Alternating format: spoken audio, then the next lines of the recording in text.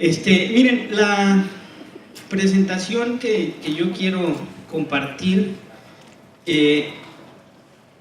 pues tiene un pedacito, como vi que contaron su historia el jefe Real Vázquez de Juárez, el jefe Bernardo de Morelia, y yo también voy a contar un pedacito.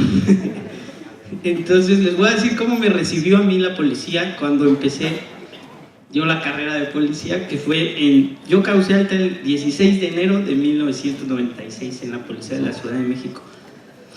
Y poquito antes, porque van a ver, no es una historia tan romántica como la de ellos, Bernardo dijo hace ratito, de una manera muy gacha, pero él dijo, entra uno a la escala más baja laboral.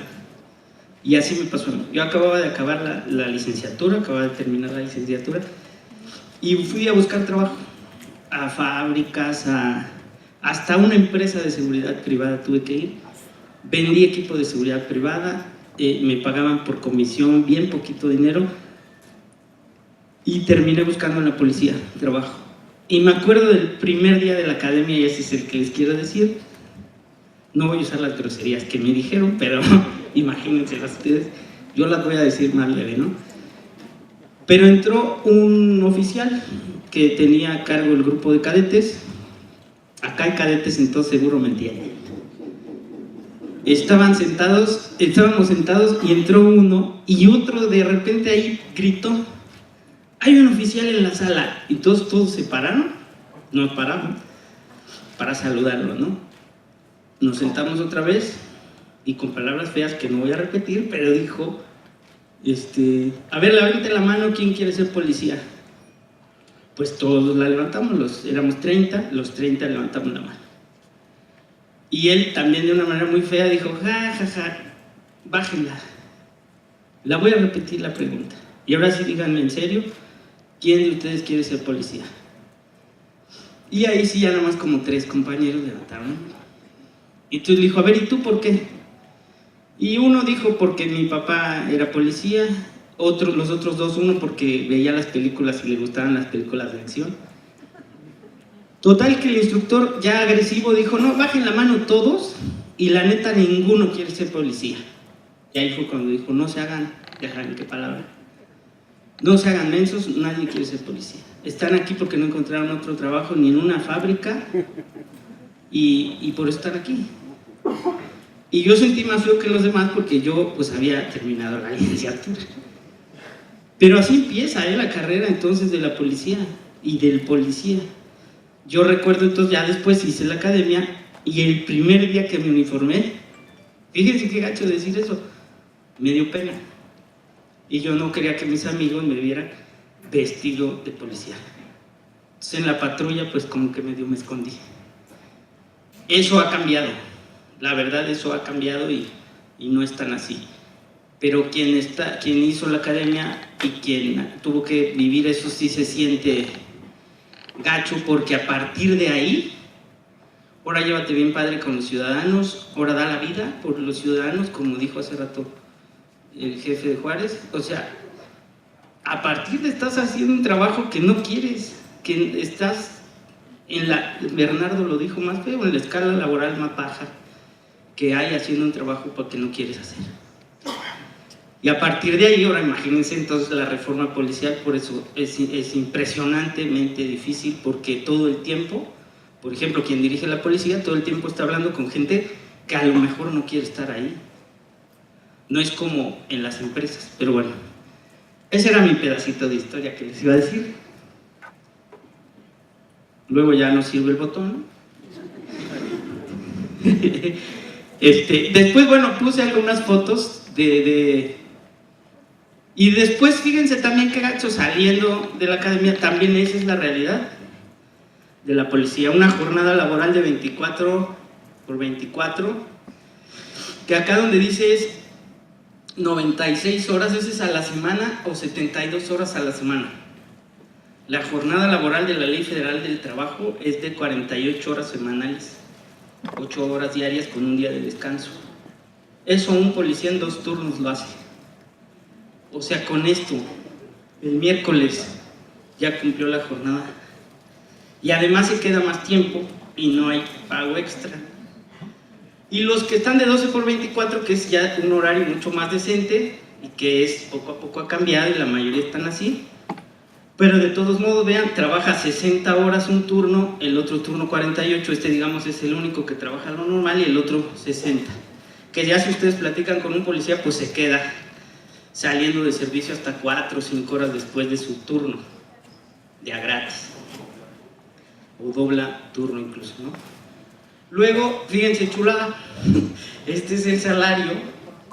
Ese que dice 8,000 es el salario promedio de los policías mexicanos sacado del policía que más gana y del que menos gana. Por ejemplo, en Chiapas y en Oaxaca, policías que ganan 4,000 pesos al mes y policías en Nuevo León que ganan 21 o 23 mil pesos al mes. Y en base a eso, el promedio que yo puse son los 8,000 y luego aquí lo convertí en dólares para que ustedes vean la diferencia con otros países. Por ejemplo, entonces en México gana el policía $445 al mes, en Ecuador $950 al mes, ahí es Policía Nacional de Ecuador. El presidente Correa triplicó durante su gestión el salario de los policías nacionales de Ecuador, pero está loco, ¿no?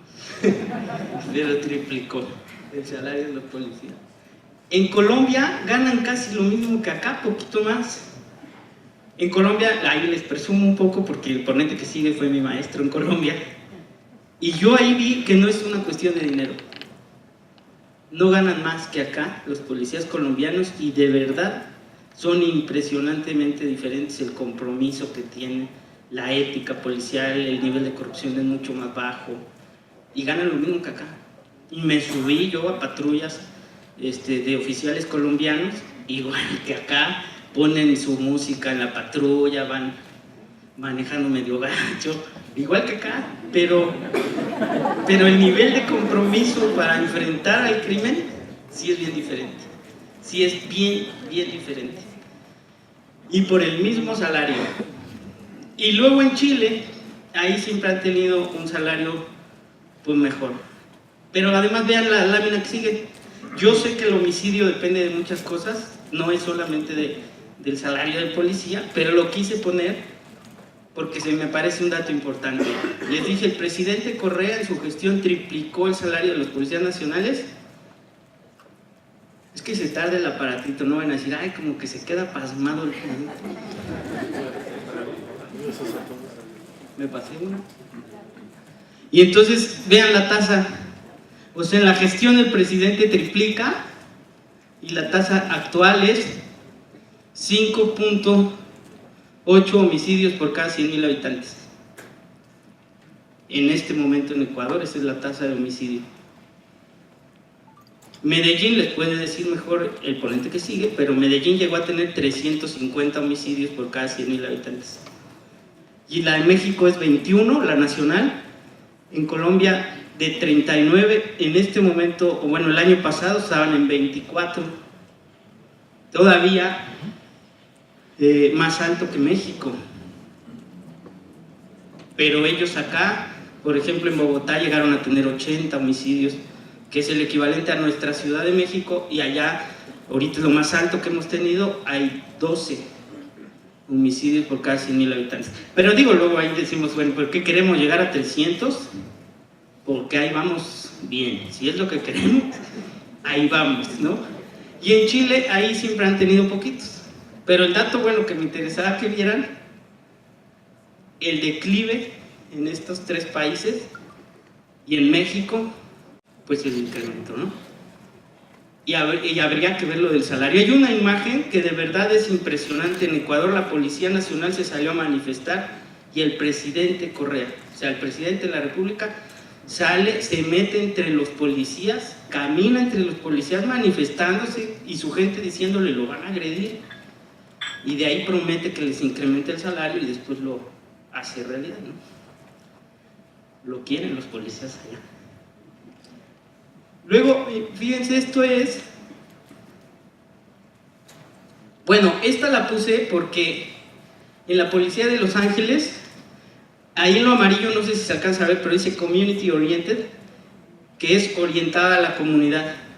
La policía de Los Ángeles se convirtió en la mejor policía del mundo casi, o quizá abajo de la de Londres y Nueva York, pero en una de las más confiables, y en base a orientar sus actividades, sus acciones, sus decisiones a las necesidades de la comunidad.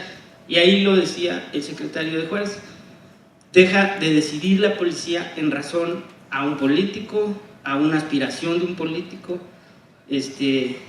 o a un deseo discrecional de una persona, sino más bien, o de un funcionario, a los problemas de la comunidad. En base a los problemas de la comunidad y solucionando las necesidades de la comunidad, es como ellos recuperan. Y este mensaje lo repiten y lo repiten y lo repiten los policías allá. Al policía en la academia lo forman así. Si a un policía mexicano lo forma un militar, no le enseña eso. El militar lo que enseña es a ser leal al jefe, y eso a la comunidad no nos sirve. Qué bueno que al jefe lo proteja, pero ¿y la comunidad? Esa es la que tienen que proteger.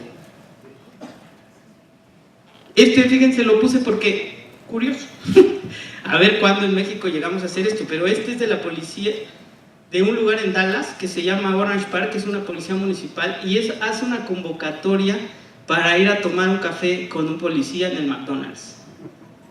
Entonces es un día al año que hace la policía, y los policías incluso son los que sirven el café. Se sienta la gente y platica con él.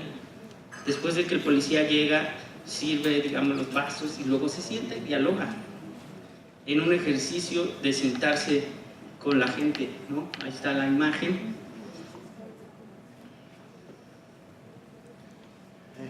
Así se llevan de pesado, miren. Y luego les quería decir, a partir de esta lámina, 2 opciones o 3 de participación ciudadana con trabajo policial, con la reforma policial en las policías, y les platico ahí la experiencia de INCIDE. Fíjense, una de las teorías que existen de la criminología administrativa es la teoría de la elección racional, que es sencillito.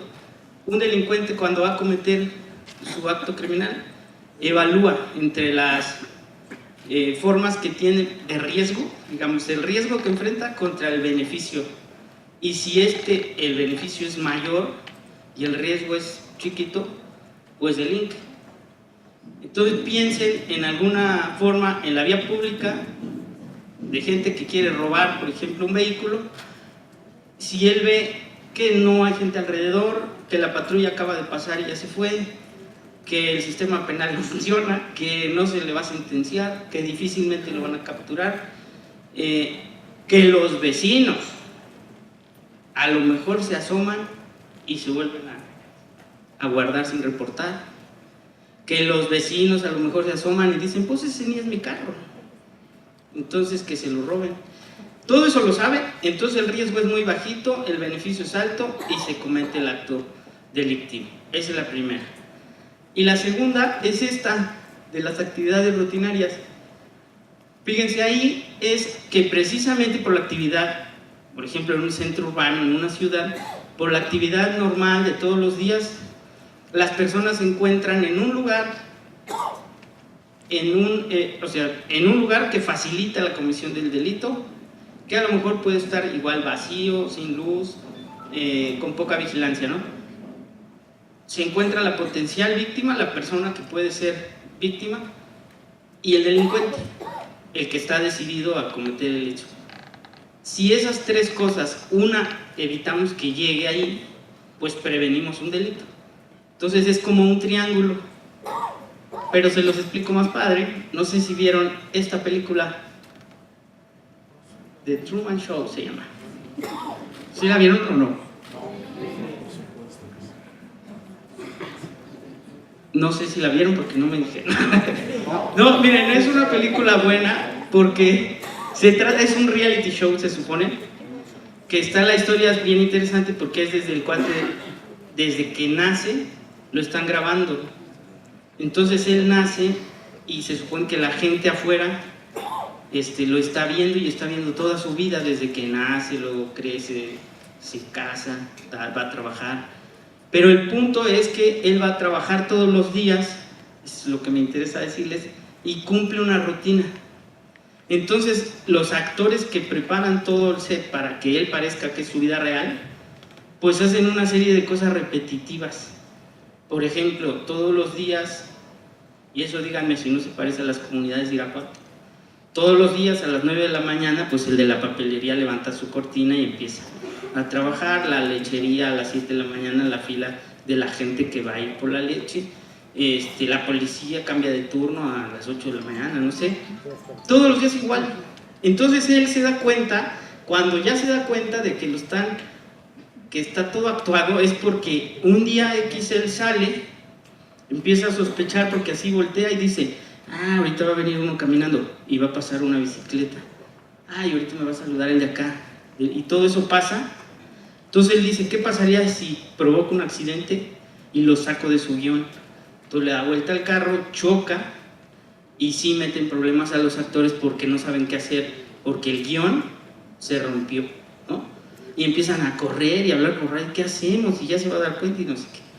Bueno, eso les digo porque así son las comunidades. Y de hecho yo me atrevo a decir, todo Irapuato funciona así. Todo Irapuato es un guión que se repite en gran número de actividades cada día. Y si las comunidades participaran en la prevención del delito, en la comunicación con los policías, sabrían cuando de ese guión algo no queda. Si la señora de la papelería que va a abrir ese día no abre, oye, pues ya pasó algo, esa cortina que todos los días se abría, hoy no abrió.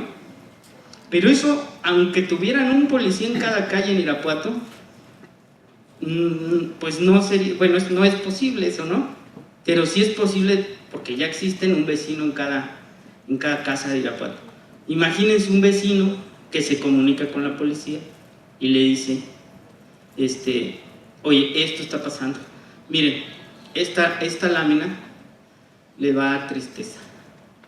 Bueno, primero, una explicación de eso es que cuando entonces, si no hay interés, ahí dice, se facilitan los delitos patrimoniales, o sea, los robos, robo de autoparte, robo de casa habitación, robo de comercio, robo a las personas que van caminando, todos los delitos sobre el patrimonio de alguien, esos delitos se incrementan, pero fíjense cómo dice aquí, cuando no está vigilada, pero no es vigilada por la policía, es vigilada por también toda la gente que vive en la colonia. Parece exageración, pero en los análisis de los datos de los robos, miren, ¿saben qué se roban? Los tanques de gas de las casas. Las carpetas de investigación que tiene el MP que dice robo a casa habitación, se refiere luego a un tanque de gas, que un cuate se dio a la tarea de saltarse, quitar el tanque, subírselo aquí y caminar por la calle con un tanque aquí, un cilindro de 20, ¿no? Y nadie lo vio, y llega la policía y no viste un cuate que yo, no, a eso se refiere. Digamos, difícilmente la policía va a poder adivinar eso, pero el vecino, y que ni siquiera diga, no, yo no vi un cuate que, bueno, se estacionan camionetas completas, vacían la casa y no te diste cuenta, no, porque no es mi casa, o sea, pues que se lo roben a él, pues a mí qué me importa, yo ni vivo en Irapuato. Pero esa actitud, fíjense, aquí se ve. Esta es una encuesta de Cincinnati, y podremos decir, ay, no, bueno, allá es otra realidad y todo, pero fíjense el dato. La pregunta ahí dice, en lo que está en amarillo, ¿qué tan seguido se reúne con sus vecinos? Y fíjense ahí, entonces dice diario, y acá está el número, 20%. Luego dice, 1 o 2 veces a la semana, 30%. Al menos una vez al mes, 25%. Fíjense, supongan que en esa colonia viven 10,000 personas. ¿Qué significaría ese número? Que fíjense ahí, que el 75% de los vecinos de esa colonia se reúne por lo menos una vez al mes para hablar problemas de su colonia. ¿Cómo saldría en Irapuato esa pregunta? Chulada, ¿no? Yo les traigo de una que no es Irapuato, no les voy a decir cuál, inventé el nombre porque es feo decir, pero miren, aquí esta encuesta es de la policía de Cincinnati para medir el programa de policía comunitario o policía de proximidad allá. Y la siguiente pregunta de eso es: ¿cada cuándo ve usted a su policía? Y la gente dice: no, pues la verdad pasan hasta 2 meses y medio para que yo lo vea. ¿Por qué? Porque no se necesita con ese nivel de cohesión. Ahí sí pasa eso que yo les digo: a ver, vénganse a robar este aparatito de aquí. Entonces, si alguien se para y se lo roba y a todos los demás les vale, y yo me volteo y me distraigo, pues sí se lo van a llevar fácilmente. Pero si aunque yo me distraiga, los demás están atentos y entonces están vigilando, o se están diciendo: oye, no te lo robes, pues eso disuade. Ahí, con ese nivel de cohesión, con casi 8 de cada 10 vecinos reuniéndose, les dije: imagínense una colonia de 10,000 personas, esos son 7,500 vecinos juntándose una vez al mes. En México hay muchas colonias de 10,000 personas, pero la apliqué en México porque dije: la copio. O sea, digamos, me la pirateé. Dije: ¿cómo saldría la medición? Y la apliqué. Y vean, cada cuando se reúne con sus vecinos para tomar decisiones en su colonia, 79% nunca. Eso lo sabe quien delinque, eso lo sabe. Y entonces ahí hasta se vuelve medio absurdo. ¿Para qué les pedimos otros 4,000 policías más aquí en Irapuato, y las fuerzas federales, y la Marina, y el Ejército, y la Policía Federal, y la estatal, y que se triplique el estado de fuerza de la municipal? ¿Y para qué? Para que la gente siga sin pelarse, sin reunirse, sin participar, sin fortalecer el entramado social. Aunque haya un policía por cada persona en Irapuato, de eso no va a servir. Este es el comportamiento que hay que cambiar. Y este es el comportamiento que está bien interesante medir. Y ahorita que va a iniciar su gestión, ¿qué hábito tienen ahorita de reunirse? Y al cabo del trabajo que haga proximidad social, el área de inteligencia, el área de planeación, que ahí los veo contentotes, que haga la policía municipal, que hagan los cadetes que van a salir de la academia, y que este indicador cambie. Imagínense, ya es mucho pedir, pero evaluar un comandante de la policía porque también este número mejore. Yo he ido a policías del área metropolitana de Jalisco y los arrestan, el mando los arresta por hablar con los ciudadanos. Entonces, pues así está difícil, ¿no? No podrían invitarlos a tomar café como en Dallas porque los corren. Pero entonces, miren, de veras este número sí, y este número no es responsabilidad de la policía. Este número sí es de los vecinos y sí nos tocaría. Y ahorita la señora me decía, hay algunos comentarios. La verdad, cosas que provocaron un cambio en Colombia, que la comunidad dijo: ya estuvo. Yo estuve ahí y salí a comprar unas cosas en Bogotá, en la calle, en una avenida principal, y me tocó ver una manifestación por la seguridad, de esas marchas que se viste la gente de blanco, y pues había mucha gente en la avenida. Entonces yo pregunté a un compañero de ahí: oye, ¿por qué está la gente? Es una marcha contra la inseguridad. Y entonces yo dije: ¿y es frecuente aquí? Me dijo: era octubre. Me dijo: pues este año nada más, en 2008, van 7 marchas que hacemos. Y que le digo: ¿y cuánta gente participa más o menos? 8 millones de colombianos en todo Colombia, de 50 millones que son. Y en México, en ese momento, en 2008, llevábamos 2 marchas en 10 años, donde participó, y con números ahí medios locos, 1 millón de personas en todo México. El 1% contra allá en Colombia,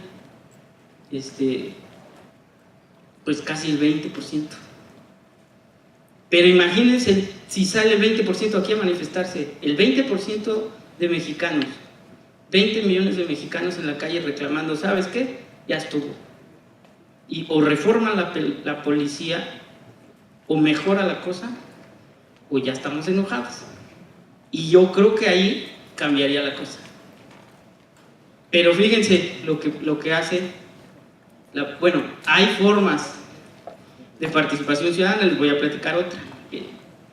Esta es prevención comunitaria del delito, porque además, miren, sí pasa, en el ámbito local ahorita me podrían decir, bueno, pero donde yo vivo sí va el comandante y nos dice, va a haber una reunión vecinal y hay que tomar nota, es más, van los compañeros luego de la Policía Federal y también toman nota, hasta ahora se usa que un militar va y toma nota, reparte unas hojitas y les dice, ay, me hablan cuando sepan ahí algo así, medio turbio, me hablan.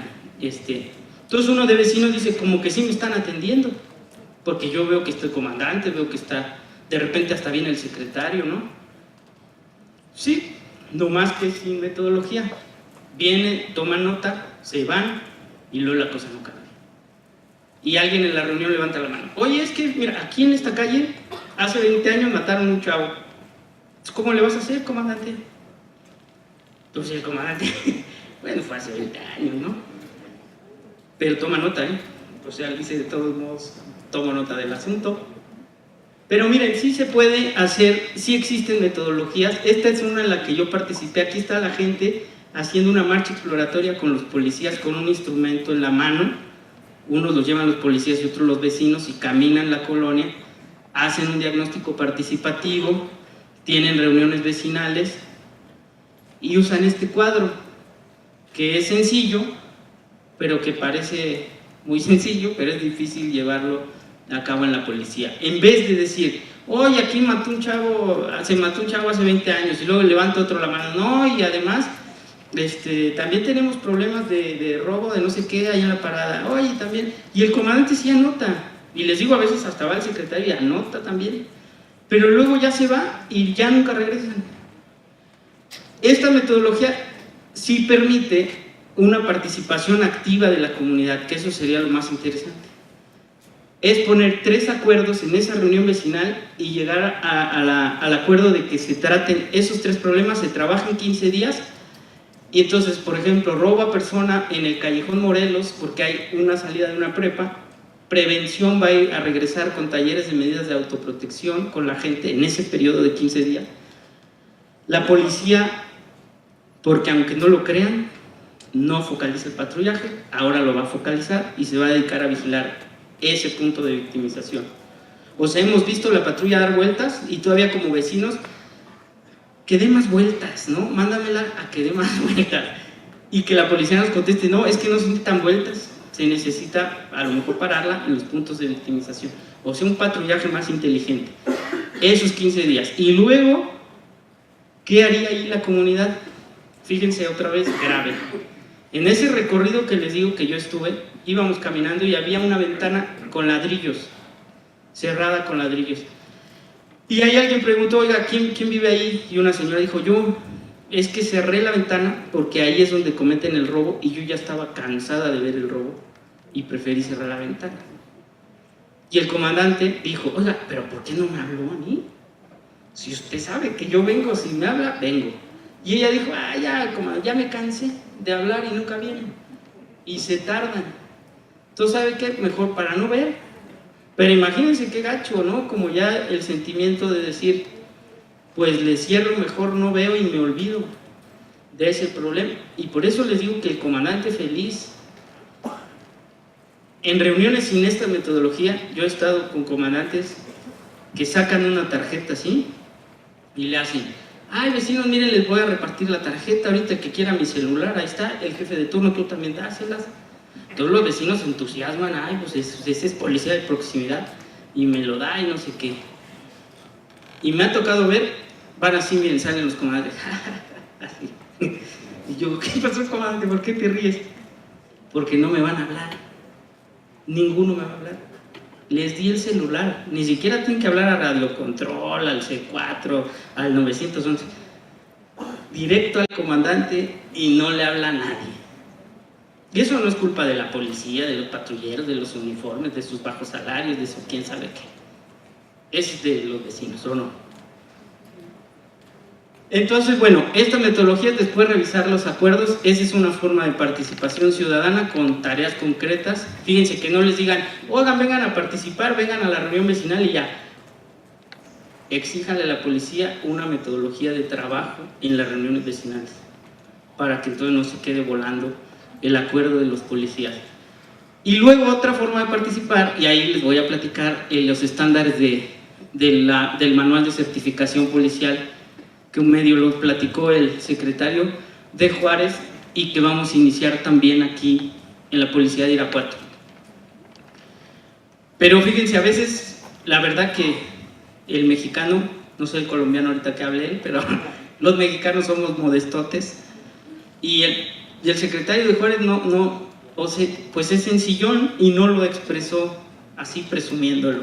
Bernardo igual tampoco lo presumió mucho, pero yo me quiero referir a cómo lo explicó Ricardo, el secretario de Juárez, porque miren, los estándares comprenden reclutamiento y selección, organización y desarrollo policial, responsabilidad policial. Responsabilidad policial, fíjense, quiere decir el proceso disciplinario de la policía.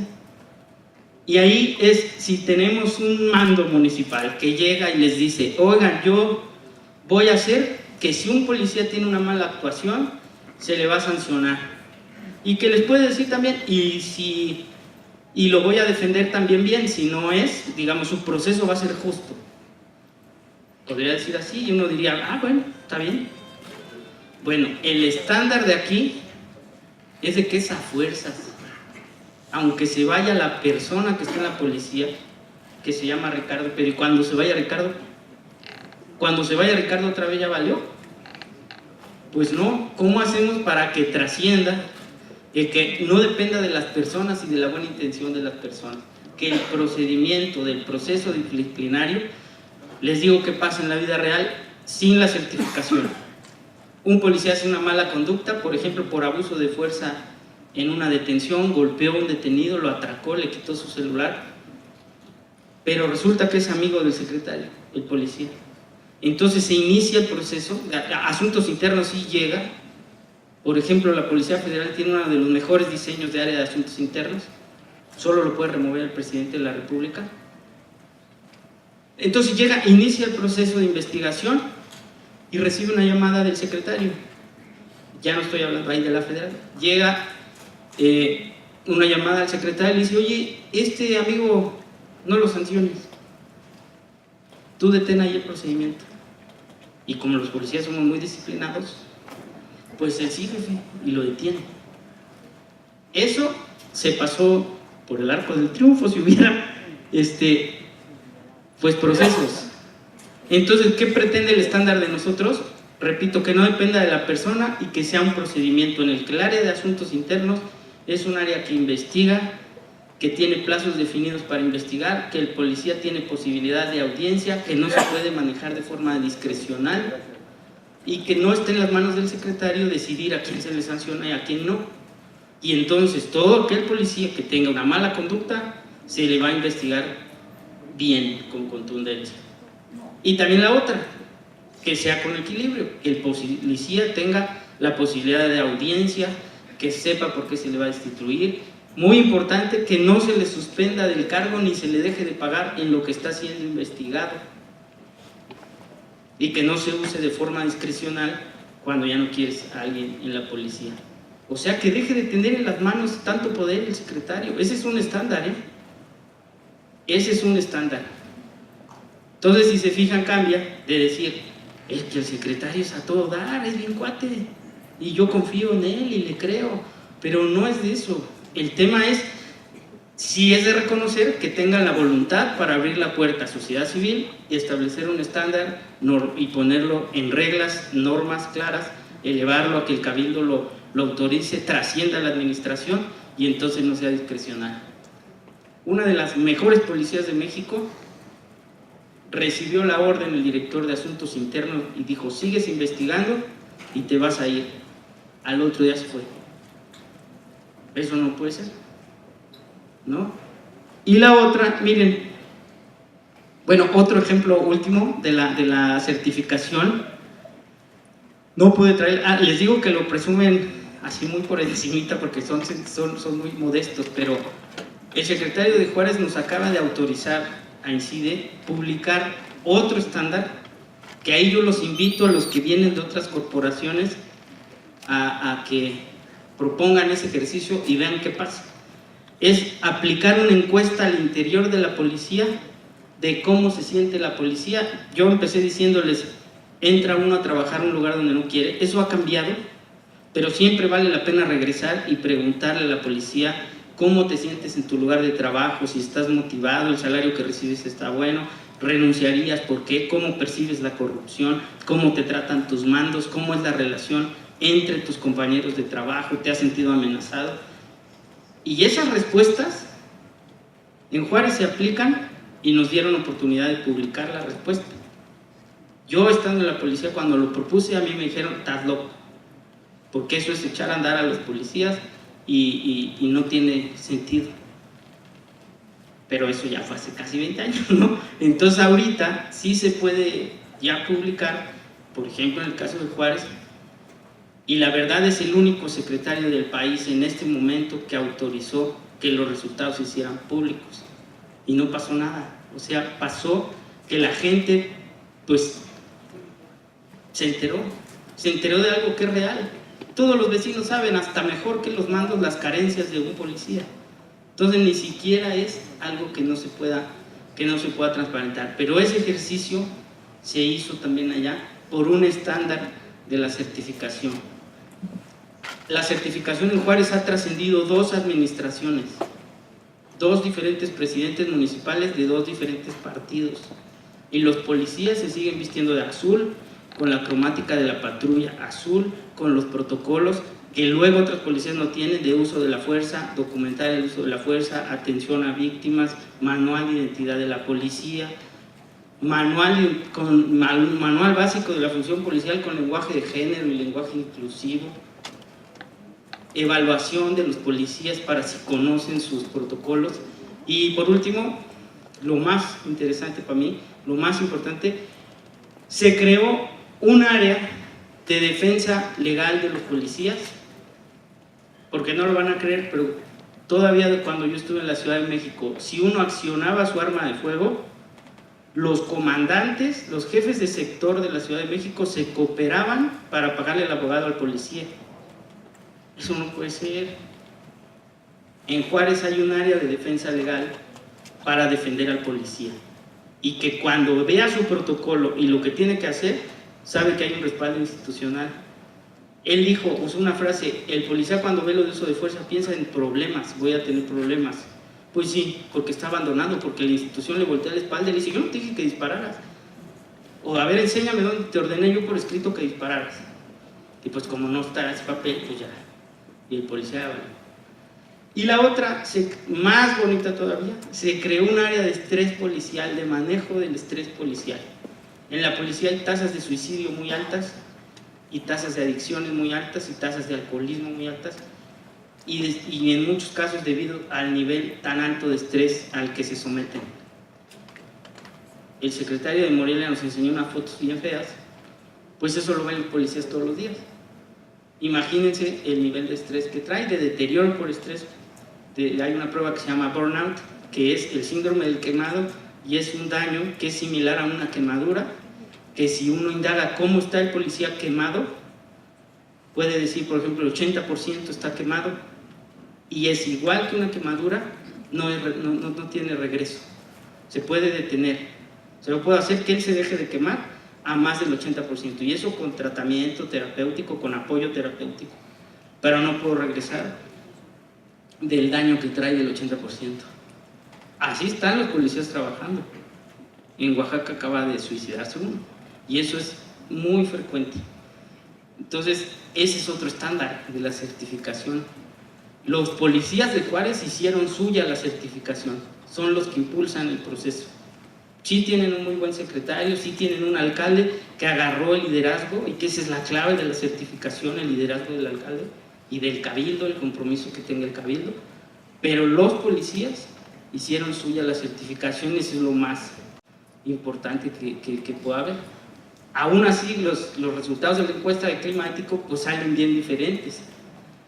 Fíjense, esta es la foto de la revisión del comité en Juárez. Ahí están sentados, como ven, los funcionarios de la secretaría, y de este lado, y estos son los que decían hace ratito, yo sí los voy a decir con más detalle. Esta es una académica de la Universidad de Chihuahua. Esta es una feminista que trabaja en la Mesa de Mujeres de Juárez, que sabe del tema de feminicidio, que es una activista de los derechos de las mujeres de Juárez.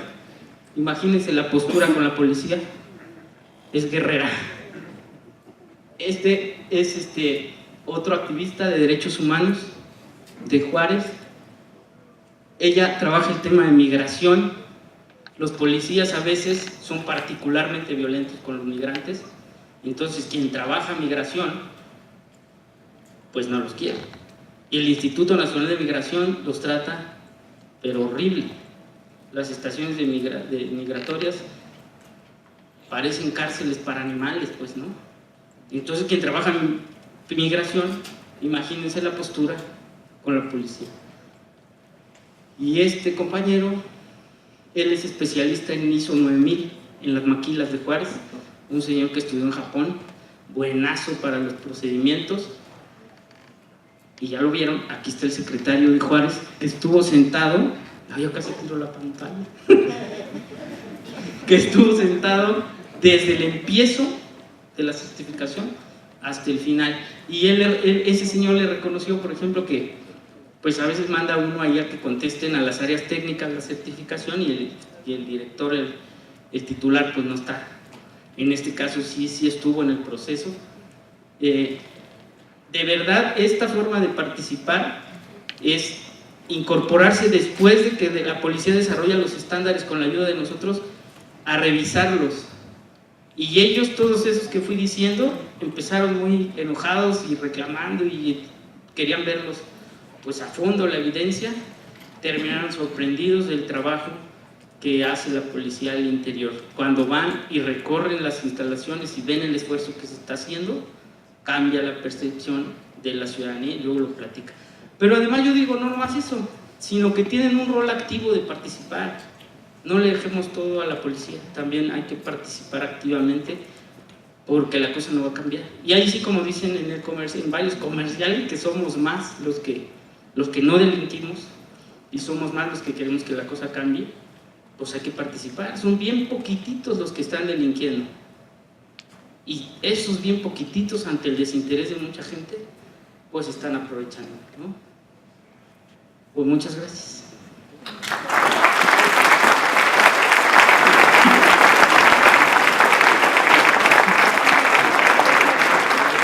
Iniciamos con la ronda de preguntas y respuestas.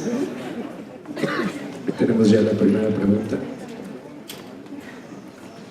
Hola, mi nombre es Raquel Vela. Estas dos preguntas salieron de aquí hoy mismo. Una es, ¿por qué a los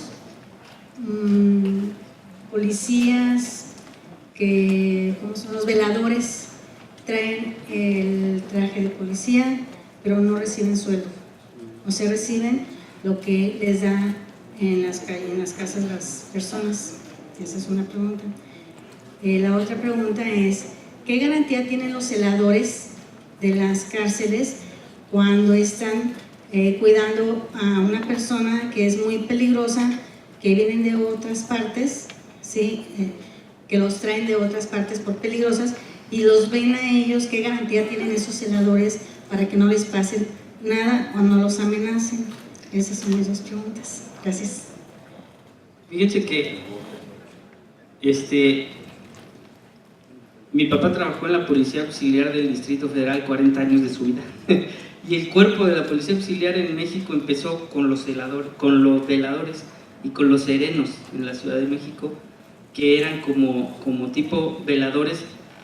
A pronto eran los viene de los estacionamientos y vivían de la propina de la gente. Acá habría que ver pues cuáles son. No sé si se refiere a guardias de seguridad privada que trabajan como veladores, o policías auxiliares que reciben algún pago. Fíjense que no nomás aquí, en todo México está con dificultad la normatividad de la policía auxiliar, porque hay servicios pues privados que tendría que pagar. Por ejemplo, hicimos un ejercicio acá de los problemas de los comercios. La policía municipal podría decir, como dijo en México, en la Ciudad de México, yo no te voy a los bancos les dijo, yo no voy a vigilar el banco, contrata tu seguridad. Puedes contratar policía auxiliar, pero contrata tu seguridad, porque la policía es para la seguridad pública. Entonces yo vigilo lo que es público, la vía pública, los parques y todo eso, ¿sí? pero es que podría estar uniformado si la gasolinera dice, o el comercio, bueno, voy a contratar a un policía auxiliar, y es un policía uniformado que recibe un sueldo y que su responsabilidad es cuidar ese comercio. Donde digo que hay problemas es que luego no tienen las mismas prestaciones, hay problemas ahí, eso hay que indagarlo, depende mucho de la localidad. Y la otra, por lo que pasa es que estamos refiriéndonos a policías y ellos están, a los otros son custodios. Los custodios están como en otra, pues no es el trabajo al que me referí. Hay en secretarías, no sé si aquí de la secretaría dependan custodios, pero creo que no, creo que son estatales los custodios, que trabajan en las cárceles estatales y en las cárceles federales, los custodios federales. Pues sí es muy complicado para el custodio, porque la población penitenciaria pues puede ser, depende del penal, muy peligrosa o no, ¿no? Así como los policías están mal pagados, pues también los custodios, y tienen muy pocas garantías. Así es. ¿Yo? Bueno, a mí me interesa saber, bueno, usted decía que la sociedad tiene que decir un ya estuvo y empezar a trabajar, ¿no? Entonces yo pienso que los linchamientos son una forma de ya estuvo. Entonces, ¿cómo se canaliza? ¿Cuál es la acción que debe realizar desde el gobierno para canalizar esa energía a un ya estuvo? ¿Quiénes son los que deben empezar con estas cuestiones de participación de la sociedad civil? O sea, ¿el gobierno cómo puede motivar? ¿O quiénes son los responsables de motivar estas acciones de la sociedad civil? ¿Cómo se comienza, por ejemplo, con los vecinales? Y también, yo insisto en mi tema de los elementos como víctimas de violencia. ¿Cuál es la responsabilidad de la sociedad civil para con sus policías? Que cómo debemos de motivarlos nosotros también, la sociedad civil, y cómo debemos impulsar o trabajar en conjunto con el gobierno políticas públicas, pero de mejora hacia el interior de las corporaciones. Fíjate que ¿cuál me dijiste primero? La primera es que los linchamientos son un estuvo. Sí, perdón. Sí, bueno, justamente por eso yo decía lo de la metodología. Yo, la verdad es que a veces doy clase y lo explico, y cuando tú ves en la calle que dice delincuente, si te vemos robando en esta calle te linchamos, o dice más feo, ¿no? Pero bueno, cuando dice así, eso es un letrero que si se fijan, aumenta el riesgo para el criminal, y es una estrategia de prevención del delito. O sea, yo veo eso y digo, pues en esta calle es peligroso que cometa yo el delito, entonces me voy. Como estrategia de prevención, pues hasta funciona el letrero. Pero, desde luego, es una práctica ilegal, pues, y que no es deseable que todos porque entonces, pues, es hacer justicia cada quien. Pero lo que sí es que creo que se puede materializar en estrategias concretas de participación, que yo creo que este foro es evidencia que la policía se está preparando para mejorar su capacidad de recibir a los vecinos y entonces hacer prácticas. Les voy a contar un chisme, pero acabo yo de estar en Irapuato con la policía y estábamos haciendo un curso, y en el curso se incorporó una persona de sociedad civil de Irapuato y estuvo en el curso, estuvo la policía de acuerdo, estuvieron dialogando con él. Y es el de Irapuato, ¿cómo vamos? Que le pega bien duro a la policía. Entonces la policía tiene la apertura para sentarlo y platicar, y además mostrarle que sí se pueden, que los datos ahí están. Así como el secretario de Juárez se sienta con Ficosec, Ficosec es el equivalente a Pro Irapuato aquí, o a Irapuato, ¿cómo vamos? Que si ellos bajan los datos del Secretariado Ejecutivo Nacional, que es donde se junta la incidencia delictiva de todo México por municipio, pues ahí con eso puedes decir, ay, el homicidio aquí se fue para arriba. Y sí es cierto. Pero imagínense la apertura que hay ya en este momento, que ahí en mis tiempos era impensable hace 20 años, que es, pues lo dejaron que se sentara ahí, y de forma transparente platicaron juntos. Entonces ese es un esquema. Lo que pasa es que comunicar eso luego es complicado. Es más fácil primero acercarse pues a sociedad civil, es de cómo inicia la participación ciudadana, y luego invitar a vecinos de las localidades para reuniones vecinales, una metodología de trabajo y todo, ¿no? Y después, digamos, lo abres para el vecino que no está en una organización ciudadana. Pero ese primer ejercicio, me atrevo a decir que ni en Colombia pasa, que sientan a sociedad civil adentro de la policía. Empieza a pasar, incluso Joffre es de los que lo está impulsando allá, pero aunque es una muy buena policía, es mucho más cerrada que acá, en ese sentido, ¿no? De dejar a entrar a sociedad civil. Y de la otra pregunta, ¿qué era? Y de esa parte, fíjate que acá una de esas organizaciones que yo dije en la foto, pues atienden víctimas, sobre todo la de la mesa de mujeres y la de migrantes, porque al final pues los dos son poblaciones vulnerables y son víctimas, ¿no? O sea, grupos en situación de vulnerabilidad. Y entonces ellas escuchaban relatos de la propia policía, ¿no?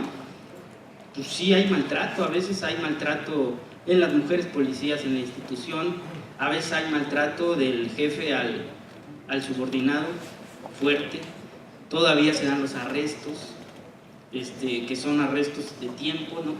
Digo todas las policías, no me estoy refiriendo a una en particular, en México, y eso entonces ellas lo escuchaban y decían, pues también hay víctimas adentro de la policía porque también hay maltrato. Y yo creo que ahí lo más adecuado pues es otra vez el acompañamiento. Por ejemplo, con la persona que empezó a decir de las víctimas que eran mujeres adentro de la policía, la propia secretaría la invitó a que siguieran dialogando para ver cómo mejorar procesos al interior para trabajar con las víctimas. Pero el área es área de veras desde, por ejemplo, a ti que te interesa el tema, desde sociedad civil afuera se tiene que impulsar que existan áreas de atención al estrés policial. Esa es una que se puede trabajar, y la otra en diferentes temas. Fíjense, hay una cosa bien fea que viven los policías, que es el examen de control de confianza. En el examen de control de confianza el policía tiene que salir perfecto. De la Gendarmería, de la Policía Federal, hubo 180,000 aspirantes y quedaron 5,000. Imagínense lo que descartaron ahí. Entonces los cuates que quedaron tienen un perfil perfecto, excelente, son muy buenos. Pasaron cada una de las pruebas, el polígrafo, el antidoping, la batería psicológica, pero son cuates perfectos. Y la mayoría de la comunidad mexicana no somos perfectos. Tenemos nuestros problemillas, somos enojones, nos da de repente por echar unas cervezas, somos mentirosillos, normalizamos procesos de corrupción sencillitos y no pasaríamos el polígrafo, la mayoría. Y sí pedimos que los cuerpos de seguridad sean perfectos. Eso desde sociedad civil sí se vale empujar esa agenda, que no se use de manera discrecional el control de confianza, porque los policías están violentados en ese sentido durísimo. Y no violentan al chavo de Banamex, no violentan al que trabaja en el Starbucks dando cafés, le pagan su capacitación, se la dan en horas de servicio. Todo eso en la policía no hay. En la policía nos dicen a nosotros, vete a dar clase. Y llega uno y le mandan a los que van saliendo de turno. Se están durmiendo ahí. Por eso tenemos ese estilo jocoso, porque si no se duermen ahí de verdad. Entonces imagínense darle clase a personas que están, porque acaban de salir de su turno de 24. Y a mí me lo dijo el director de la Policía Municipal de San José de Costa Rica. Dijo, estábamos en un congreso así como bonito, aire acondicionado, alfombrita, coffee break, el joven pasando las láminas, y dijo, pero así no es tu capacitación, ¿no? O sea, los policías. La tuya es allá, ¿no? Allá en el aula, con el calor, sin computadora, sin alfombrita, sin coffee break, y en tu turno de descanso, y sin pagártela, porque tú eres policía.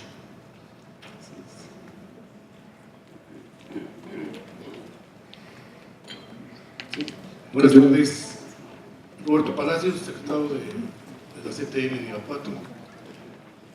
En retrospectiva a la conferencia pasada del secretario de Seguridad de Ciudad Juárez, Ricardo Vázquez Domínguez, me llamó la atención el comentar que cuando salen de su casa no saben si regresan. La victimización del policía producto de la violencia, ¿cómo lo ha blindado Ciudad Juárez No sé si tengan un programa de previsión social para el policía, para sus familias. Hay un fideicomiso, un presupuesto, porque pues, en toda organización, en toda fuente de trabajo, el valor de capital humano es un factor muy importante para toda organización. Fíjese que justamente, me da gusto decirlo, es otro estándar de la certificación. El estándar preguntaba a la policía, y la estamos haciendo en Chihuahua, en Cuauhtémoc, Chihuahua, es una policía municipal un poco más chica de tamaño, en Juárez, en Guadalajara también, y acá en Irapuato vamos a empezar. Pero una de las preguntas del estándar es, ¿qué pasa cuando un policía pierde la vida en servicio y cómo, si está asegurado con alguna cantidad de dinero, y qué pasa con su familia? Y pues se mete en problemas luego la policía, porque no está tan bien, pero ha mejorado mucho. Y por ejemplo en Juárez, pues para poder pasar el estándar se formalizó y ahora ya tienen derecho a una indemnización pues mucho más decente, no sé la cantidad la verdad, pero eso si se le acercan al secretario ya les dice ahí con calma, pero vaya, sí que queden, el objetivo que queden mucho más protegidos. Hay lugares donde les dan, por ejemplo, bueno, les daban 10,000 pesos. Hay lugares donde les dan 100,000 pesos y el mando contrata a la esposa para que no se quede, pues, digamos, sin nada. Pero es otra vez lo que yo decía, pero si el mando es buena onda, porque no dice en ningún papel que si un policía pierde la vida, su esposa contará con el empleo o algo así. No, sino se le hace como de buena gente que dice, bueno, pues que se meta a trabajar, ¿no? Sí es también importante el generar un marco para que no tengan. Pero la otra es, hay una serie de cosas adicionales, ¿no? Cuando él dice, salen y no saben si van a regresar, sí falta certeza en el trabajo policial, pero también, y a veces a los policías en activo, no les gusta oír eso y conmigo siempre se enojan. Pero si sale uno sin protocolos, sin procedimientos, sin su manual, está en riesgo. El manual de la policía de Los Ángeles es de 7 tomos de este tamaño. Obviamente no lo trae el policía así cuando va a patrullar, pero sí implica que ya lo leyó y que ese manual le va a dar certeza jurídica. Y por eso también digo, ha pasado que se pasan como del otro lado y accionan su arma con mucha facilidad porque tienen mucho respaldo. Pero acá, miren, una escena que yo tengo grabada es cuando yo empecé, un policía, un primer oficial de la policía, que en la Ciudad de México tienes que tener 25 años para ser primer oficial. Nos dijeron por el radio de la patrulla que había unas personas armadas, y a mí no se me olvida que yo iba atrás de la patrulla, volteé así, y pues el oficial era nuestro jefe, y él iba así, sacó el arma, la agarró en la mano y empezó a hacerle así. Entonces yo dije, si él tiene 25 años de servicio y va temblando, imagínate los que llevan 6 meses, ¿no? Pero está de la mano de eso, pues, de tener una estructura mucho más sólida. Bueno, y que ahí, perdón, nosotros, ya ven que, no sé si han oído que el Secretariado Ejecutivo Nacional propone que los policías tengan un CUIP, o CUP ahora, Certificado Único Policial, y que integra la evaluación del desempeño, su formación básica, su examen de control, y entonces genera que uno ya esté certificado como policía. Es importante, pero nosotros más que de las personas, creemos que lo que hay que certificar, y estamos ya platicando con el nuevo gobierno, es a las instituciones. Repito, la policía, las personas pues se van a ir, pero la institución que quede con una estructura mucho más sólida es lo que se necesita. ¿Sí? Sí, buenas tardes. Arturo Lara, Ulises. Yo tengo muchas preguntas, pero bueno, va a ser muy complicado. La más padre, che. Pues me gustaría oír tu opinión acerca de la aprobación de la Ley de Seguridad Interior. Poco se ha hablado. Y bueno, si tú vas a sugerir dentro de tus manuales a las autoridades que se derogue, se modifique, o más que nada por la cuestión esta, ¿no? De que ha tenido un decrecimiento muy importante la función policial municipal. Entonces, ahí estamos viendo que los mandos únicos no funciona en la mayoría de los estados. Entonces, más esa es mi pregunta. Sí, fíjense que hay un dato bien interesante. La Policía Municipal de Neza, de Nezahualcóyotl, en el Estado de México, que es más o menos del tamaño de Ciudad Juárez, tanto Neza como la policía, es el único municipio de todo el Estado de México que no suscribió el convenio de mando único. Y es el único municipio con resultados muy impactantes en la disminución de la incidencia delictiva. Luego la policía de Juárez tampoco tiene el esquema de mando único y también tiene resultados. La de Morelia, pues ya escucharon, y también tampoco está en el mando único. Pero del tema de la militarización, fíjate que no solo mi postura personal, sino la del INCIDE también es que no estamos de acuerdo en la aprobación de la Ley de Seguridad Interior y que creemos no se debe normalizar la presencia de militares y marinos desplegados en los 28 estados del país ya, en este momento. Y la Ley de Seguridad Interior trae cosas como pues supeditar la autoridad civil a la militar, que podría darle instrucciones el militar a la policía local, que podría ser ya de plano tareas de seguridad pública, de primer respondiente, poner a disposición al Ministerio Público por militares o por marinos. Es grave eso. Y pues los datos ahí están, o sea, uno puede consultar datos de lo que ha pasado en los estados donde está desplegado y se incrementan el número de violaciones graves a derechos humanos en la presencia del Estado. Pero que lo que sí es cierto, también decimos que se tiene que mejorar a la policía y hacer tampoco se puede en este momento retirarlos. En muchos estados, incluyendo Guanajuato, si uno los quitara ahorita, pues no sabemos qué pase, ¿no? Pero si la policía hace un plan para mejorar y el ejército se compromete a un plan para regresar a los cuarteles, pues eso estaría mejor. Sí que estén, pero luego con un plan de regresar a sus cuarteles.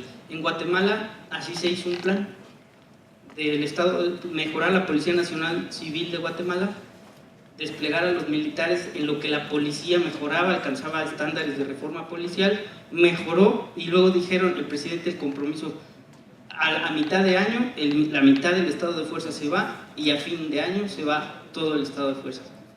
Ya se fue la mitad, falta la otra mitad, pero y la Policía Nacional de Guatemala ya está mucho mejor de cómo estaba.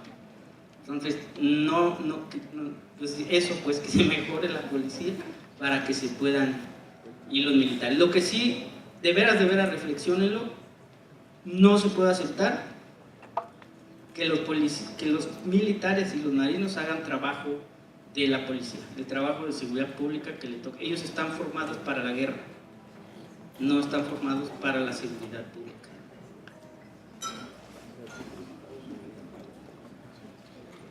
Aquí de este lado. Muy buenas tardes, mi nombre es Jorge Sánchez, vengo de la Policía de Guadalajara, municipal. Y bueno, antes que todo, agradecer que se lleven a cabo este tipo de eventos, y qué bueno que es el primero. Yo me enteré y vine muy interesado en participar en este evento. Agradecer a las personas que llevan a cabo este evento, y si se puede replicar en otros estados, en otros municipios, digo, será muy valioso. Yo escucho las mismas creencias que hay en todos los municipios, es exactamente lo mismo. A mí me gustaría en lo personal que se llevaran mesas de trabajo y que se escucharan los elementos, ¿no? que se nos escucharan nosotros cuáles serían las carencias, qué es lo que proponemos como elementos. Porque yo aquí puedo escuchar gente que está atrás de un escritorio y puede decir, no, pues vamos a hacer este tema, vamos a hacer aquello. Pero realmente, como bien decías, a lo mejor a un elemento que tiene 25 años sí le tiembla la mano, estoy de acuerdo, es un ser humano, ¿no? Pero también es muy valioso escucharlos a todos ellos, y qué bueno que hay cadetes, qué bueno que hay gente que apenas está entrando, porque son los que impulsan, los que van a hacer una ciudadanía mejor. El acercamiento es muy importante, y qué bueno que se ha tocado en varios puntos, el acercamiento que se debe de tener con la ciudadanía, eso es muy importante. Pero lo más importante, digo, estamos aquí sentados, todos estos elementos que están aquí, operativos o no operativos, eso es lo más importante y lo que se debe de invertir mucho más, lejos de un uniforme. Digo, yo creo que la capacitación, y qué bueno que se llevan a cabo estos eventos, digo, en verdad que es muy valioso y es muy nutritivo para todos ellos y para nosotros por igual, y qué bueno que se esté impulsando. Digo, en verdad que se puede replicar en toda la República, pues qué bueno, y las carencias van a ser en todos, y las mismas necesidades van a ser en todos. Pues sí, pero ¿qué vamos a hacer?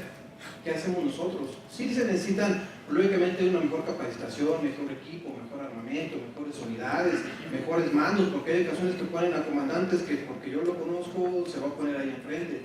Digo, que tengan las capacidades para desenvolverse como comandantes.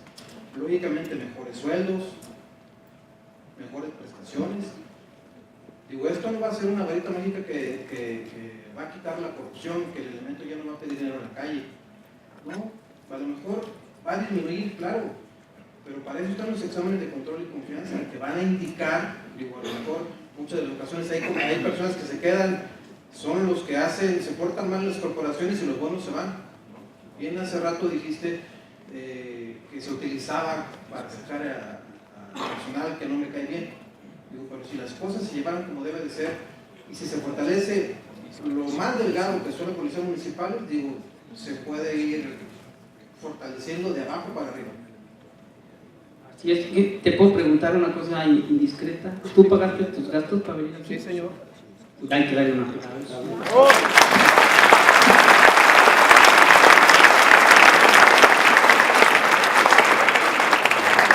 Porque ya ven cómo es diferente, a mí me los pagaron.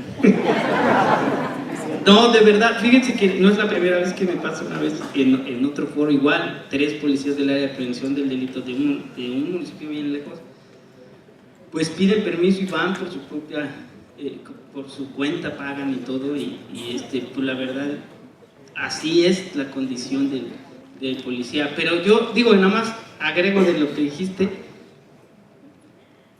sí se puede hacer un marco normativo para que eso sea no de las personas, sino de las instituciones y la normativa que tienen. La Policía de Los Ángeles, así llegara quien llegara de comisionado de la Policía de Los Ángeles, el comisionado, por ejemplo, depende de un consejo de 5 comisionados ciudadanos que los nombra, o sea, que los eligen, ¿no? Están esos 5 y el alcalde de Los Ángeles nombra al jefe de la policía. Pero él, sus jefes, digamos, es ese consejo. Y uno de ese consejo es el de asuntos internos. Él puede iniciar una investigación contra el jefe de la policía de Los Ángeles. Eso no existe en México, ni en la Policía Federal, ni en la Policía de la Ciudad de México, ni en ninguna policía. En Juárez sacaron de la estructura del secretario de Seguridad Pública y en este momento el de asuntos internos no depende de él. Ese es un avance y no es de que si porque uno es buena onda, que si porque el otro se llama Joffre o se llama Miguel, o ay, qué bueno, porque qué vamos a hacer cuando se vaya Ricardo de Ciudad Juárez. O sea, no es de las personas, sí existe el diseño institucional para que la cosa funcione. ¿Qué tal? Buenas tardes. Yo tengo 3 preguntas. La primera, en atención al nuevo sistema penal, ¿qué tan viable es modificarlo actualmente y presentar adiciones legales para que los policías se sientan más amparados en sus actuares? La segunda será... Ah, ok. No, oye, lo que pasa es que les voy a decir algo no tan popular. No se tiene que modificar el sistema, habría que ver, ¿eh? O sea, no es nada más decir es la puerta giratoria, no nomás decir antes se podía y ahora ya no se puede. El sistema penal acusatorio se implementó porque antes el sistema inquisitivo podía llevar a la cárcel a alguien que golpearon brutalmente para que dijera lo que querían que dijera y está en la cárcel y está sentenciado, además. Y en el sistema penal acusatorio no se puede. La policía y el fiscal le tienen que probar al juez que lo que dicen sí es. Entonces lo que está pasando no es que el sistema nada más así no funciona. Sí, los operadores del sistema todavía no están capacitados al 100%. Pero también hay problemas en las policías y en los fiscales. Si yo no armo bien el caso y no demuestro lo que estoy diciendo, pues se va a caer. Si no, entonces yo detengo a Joffre, le pongo un rifle, una AK-47 y que lo metan 10 años y yo se lo puse. No, yo tengo que probar en el nuevo sistema y eso es lo difícil. que quien tú presentas detenido ante un fiscal, hay elementos suficientes para probar que él cometió un delito o no se le puede presentar. Y por eso luego liberan gente. Esa es una. Y la otra, que también existe una cosa que se llaman medidas cautelares.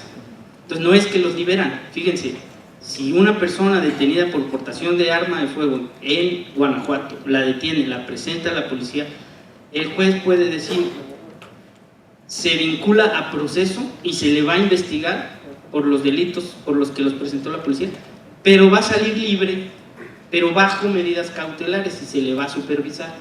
Entonces no es que esté en libertad, está en libertad, pero está siendo supervisado. Habría que ver cómo funcionan las unidades de medidas cautelares, eso sí, si están pudiendo supervisar o no. Porque miren, ahí las medidas son tan absurdas como, por ejemplo, que Jofre no se pueda acercar a 40 metros a la redonda de mí, porque está acusado por un delito. Y yo le digo siempre a los supervisores de las unidades de medidas cautelares, oye, ¿y cómo a poco, cómo sabes? Si no, pues ahí como se pueda. Entonces, la verdad, sí, no están supervisados. Nomás digo, no están libres, están vinculados y están pasando su proceso en libertad. Cuando se les demuestre que son culpables, ya se les detiene y se mete a la cárcel. Hay menos gente inocente en la cárcel con este sistema que con el sistema anterior. ¿Es más difícil para la policía? Sí. ¿Es más difícil para los fiscales? Sí. Y para los jueces también. Y la segunda, usted como experto en materia de seguridad y haciendo alusión a lo que comentaban de la Ley de Seguridad Interior, agregando que también ampara el actuar de fuerzas federales, no nada más fuerzas militares, ¿qué estrategias se considerarían pertinentes para el actuar de las policías municipales y estatales cuando vimos la semana pasada en San Julián, Jalisco, que los agresores de delincuencia organizada portan armas que ni el mismo ejército tiene? ¿Qué estrategias serían entonces las necesarias y que en serio consideraría necesario sacar a las Fuerzas Armadas con estas condiciones de inseguridad? Pues sí, pero no luego, ¿no? Digamos, en lo que se capacita mejor la policía. Lo que pasa es que, mira, el peligro nada más de así como lo acabas de decir, un poco así es como nos lo han vendido, que por el poder de fuego de los grupos criminales, entonces volteas y ves el policía trae una 38, el municipal, no, pues no la va a hacer. Pero ese no es el tema tanto, ¿no? Porque se les ha dotado de poder de fuego a las policías estatales y las policías estatales funcionan peor que las municipales. De hecho, el eslabón más débil no es la municipal, es la estatal. Son las estatales preventivas las que tienen problemas serios y tienen mejor armamento y mejor equipamiento que las municipales. Y el poder de fuerza de fuego no ha servido para nada. Pero es un país esquizofrénico, yo digo. La gendarmería presentó su unidad de policía de proximidad con un rifle G3 portando los policías. Ese rifle, para que me entiendan, si uno dispara a esa pared, bueno, no esa pared, no, esa con uno, una de concreto, en 7 ocasiones se perfora eso. Y es un rifle grande. Entonces, ¿cómo? Y era la unidad de policía de proximidad que se iba a acercar a las personas.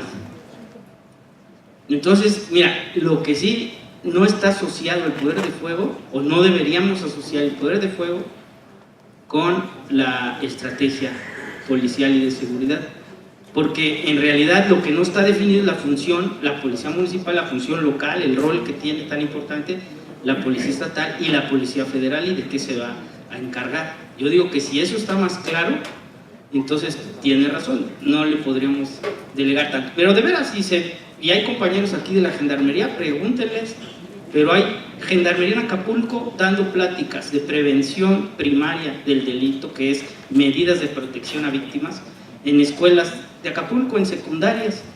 Cuando eso la Policía Municipal de Acapulco pues, lo puede hacer perfectamente. La Unidad de Proximidad Social de Irapuato es lo que hace. Pues si ya lo hacen ellos, ¿para qué viene la federal a hacerlo? Ellos que hagan su tarea de delitos federales y otras cosas sofisticadas que solo ellos entenderían, pero no pláticas de prevención primaria en una escuela. Entonces está mezcladón, en mi opinión, las facultades. Continuamos con el protocolo. Pedimos un fuerte aplauso, por favor, para el ponente. Les recordamos lo enriquecedor que es este día de conferencias. Los invitamos a utilizar el hashtag Foro de Seguridad 2018 e invitamos al presidente electo Ricardo Ortiz Gutiérrez y al presidente municipal Javier Alcántara Torres otorguen este simbólico recuerdo. Gracias, muy buenas tardes a todos. La verdad es que tuviste bastante eco, Miguel, y eso demuestra el interés de muchas partes de la sociedad en conocer más sobre el tema de seguridad. Yo quiero decirles una cosa, aprovechando. Se puede decir muchísimo sobre el tema de seguridad, pero la verdad es que no hay recetas que se puedan aplicar así de manera inmediata y directa, y mañana tenemos una solución. Incluso entre los propios expertos hay diferencias de opinión. Yo no soy experto, pero por ejemplo sí pertenezco a la sociedad civil y hay mucha gente que no entiende el por qué dicen es que hay que retirar a los militares, es que solamente son para la guerra. Pues entonces, ¿qué, nos buscamos guerras o cómo le hacemos? ¿O qué preferimos pagarles y tenerlos guardados en un cuartel? Cuando, por ejemplo, muchos pensamos que contra el narcotráfico es guerra. Son traidores que están pudriendo a la patria. Entonces, ¿cuál guerra queremos? Entonces, esa diferencia de opiniones debemos de tenerla y debemos de ponerla aquí, en foros como este, y no solamente dentro de los medios de comunicación, que por cierto tampoco tienen la verdad absoluta, o con gente como los observatorios ciudadanos, que luego, aunque sea de buena fe, se convierten en críticos constantes cuando deberían de ser más bien observadores sencillamente, ¿no? Y hay quien dice, bueno, pues es que yo en lugar de tomar este tema, lo voy a abordar con mi propia metodología, y uno de ellos basado, por ejemplo, en los medios de comunicación. ¿Cuántos muertos aparecen en los medios de comunicación? Pues eso los cuento, como si los medios de comunicación fueran la Biblia, ¿no?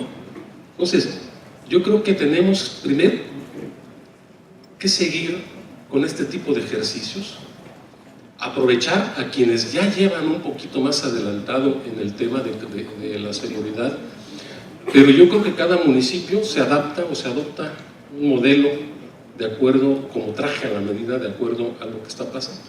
Y coincido contigo, nosotros pensamos que las policías estatales, las policías federales, pues se tienen que abocar a los delitos federales y que cada quien en el ámbito de su competencia haga lo que le corresponde. Porque luego ahora, una buena parte de los expertos señalan que pues, los policías municipales tienen que hacer de todo, ¿no? Bueno, entonces, ¿para qué tenemos policías federales y policías estatales y luego policías municipales, ¿no? Yo creo que hay que repartir y enfrentar todo. Sin embargo, veo que el interés que se genera aquí nos obliga pues a salir, seguir adelante. Por eso les digo que nosotros como municipio estamos haciendo lo más que podemos, que no estamos sentados. Parte de eso es la certificación que estamos trabajando con el INCID, pero no porque nos certifiquemos quiere decir que ya por eso va a cambiar. Es un inicio de un proceso. Hoy tenemos aquí a los cadetes, lo cual me da muchísimo gusto, algunos de los cadetes que están participando en la reciente academia, que terminan en unos cuantos semanas. Y la verdad es que seguramente cuando escucharon a Bernardo, que hablaba del último nivel laboral, pues la verdad es que duele, ¿no? Pero yo te diría que nosotros los estamos viendo no así, sino los estamos viendo como gente que verdaderamente merece el reconocimiento de la sociedad, porque sí salen a jugársela. Ahora hay que capacitarlos más, hay que agarrar la voluntad de ellos y la convicción de que están trabajando por su municipio. En fin, faltan muchas cosas, pero sin embargo creo que aprovechando tu participación, Miguel, podemos decir que sí nos sentimos la verdad bastante halagados por la presencia de todos ustedes, pero también decir que si no empezamos o si no hacemos una serie de consultas públicas, una serie de foros como el que estamos hoy presentes, pues en realidad nunca vamos a sacar conclusiones concretas. Luego a veces la propia sociedad es bivalente. Hay quien se convierte incluso a través ahora de las redes sociales en un potencial encubridor de los temas delincuenciales. O el clásico de la red social que empieza a propagar noticias falsas simplemente porque lo oyó de la comadre que dijo que el tercero de sus hijos, la secretaria de él, casada con otro, dijo, ¿no? Y es que se robaron, secuestraron, hicieron y todo, entonces elevamos el nivel de percepción ciudadana negativo, cuando lo que deberíamos estar haciendo como sociedad es apoyar a la policía buena, la corrupta que se vaya a su casa, ¿no? Pero yo digo que cada día hay mejores policías, y aprovechando la presencia de los cadetes, yo sí les quisiera pedir que les demos un fuerte aplauso.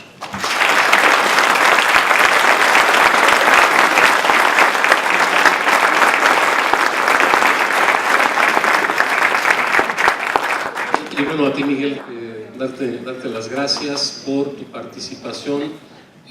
Nos sigue Joffre, ¿sí? De Policía de Colombia, que también tienen sus propias asegúnes y tienen cosas positivas, pero también cosas negativas. Y hay que valorar qué es lo que más le conviene a una persona.